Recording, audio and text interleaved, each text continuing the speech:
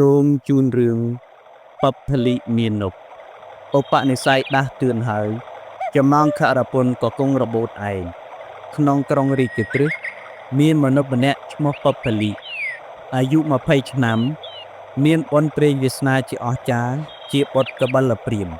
ថ្ងៃមួយមាតាបិតាគិតរកភរិយាឲ្យទើបបញ្ជូនព្រាហ្មណ៍8នាក់ឲ្យដើរស្វែងរកស្ត្រីដែលបរិបូរដោយលក្ខណៈព្រាហ្មណ៍ទាំង8នាក់បានយកគ្រឿងបណ្ណាការដើរសម្ដៅទៅនគរសាកលៈក្នុងនគរនោះមានធីតាម្នាក់ឈ្មោះនាងផតទាកាពីឡានីមានអាយុ16ឆ្នាំជាស្ត្រីមានរូបឆោមលូមពណ៌ល្អឆើតនិងមានបុណ្យវាសនាច្រើនជាបុត្រីតលយៈគោតព្រាហ្មណ៍ថ្លែងពីព្រាហ្មណ៍ទាំង8នាក់ការនាំគ្នាទៅស្វែងរកនាងក្រមុំដែលមានលក្ខណៈបរិបូរណ៍បានទៅដល់ត្រកូលព្រាហ្មណ៍នោះ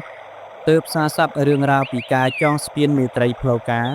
រវាងបព្វលិមេនុបនិងនាងផតទាឲ្យមាតាបិតានាងស្ដាប់ឯមាតាបិតានាងក៏បានលើកនាងឲ្យបព្វលិតាមពីស្ដីដណ្ដឹងរបស់ចៅមហាទាំង8នាក់ទើបហៅចៅមហាលើកគ្រឿងបណ្ណាការជូនជាស្រេចហើយនាំដំណឹងនោះទៅជម្រាបកបិលព្រាហ្មណ៍ថាធីតាបរិបូរដោយលក្ខណៈខ្លួនដើរស្វែងរកបានហើយនៅឯនគរសាកលៈជាធីតាកលជយៈគោតព្រាហ្មណ៍ឯបព្វលិស្ដាប់ឮពាក្យនោះហើយជាអ្នកអត់ត្រូវការសោះឡើយរឿងប្រពន្ធទើបសរសេរសម្បត្តិជាលាយលក្ខណ៍អក្សរផ្ញើទៅប្រាប់នាងផតទាថានាងផតទាចូលនាងរកបរោះណាដែលមានជាតិគូត្រកូលនិងសម្បត្តិឲ្យសមរម្យតាមអធិស្ឋានធ្វើជាស្វាមីចុះចំណែកខ្ញុំសូមលានាងទៅបួសហើយនាងកុំក្តៅក្រហាយស្ដាយក្រោយឡើយនាងផតទាក៏សរសេរសម្បត្តិមួយច្បាប់ផ្ញើទៅបព្វលិមាននប់ដែរសេចក្តីសម្បត្តិក៏ដូចគ្នាពេលសរសេរក៏ត្រូវគ្នា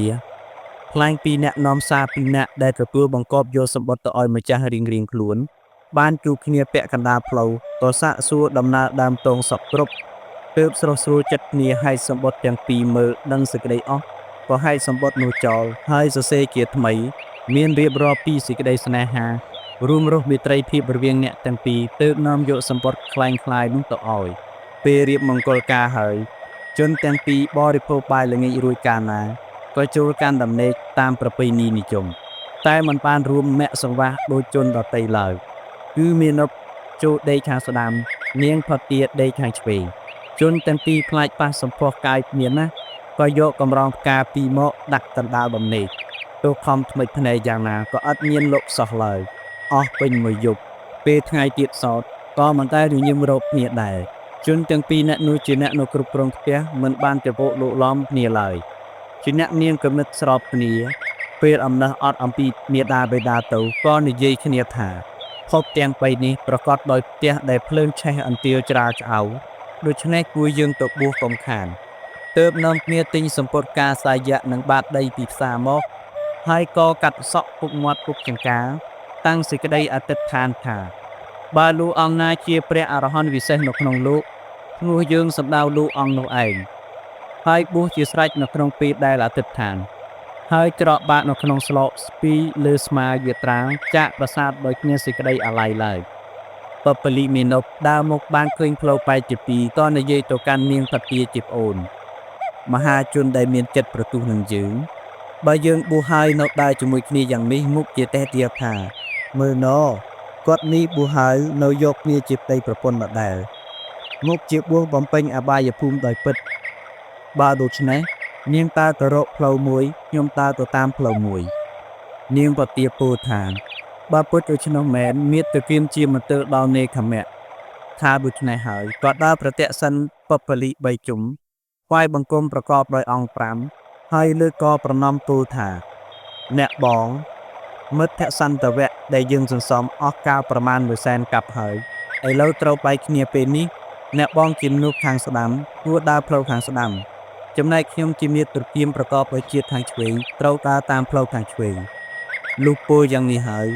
ក៏សំពះបព្វលិមេនុបដើរចេញទៅតាមផ្លូវខាងឆ្វេងទៅការជនទាំងពីរដើរបែកផ្លូវយ៉ាងនេះមហាប្រតិពីដ៏មានកម្រាស់ក្រាស់ក៏កម្រើករំពើញាប់ញ័រជាអស្ចារ្យហាក់ដូចជានិយាយយើងមិនអាចទ្រទ្រង់គុណរបស់អ្នកបានទេចំណែកនៅលើអាកាសទៀតសោតក៏លន់លឺរំពងត្រហឹងអឹងអាប់ដោយស្នូររន្ទះបាញ់ឆាំងឆា កណ្ដាប់ចក្រវាលក៏លាន់ក៏ក្រើកបញ្ចេញសម្លេងស្ងើចខសើជាមហិនី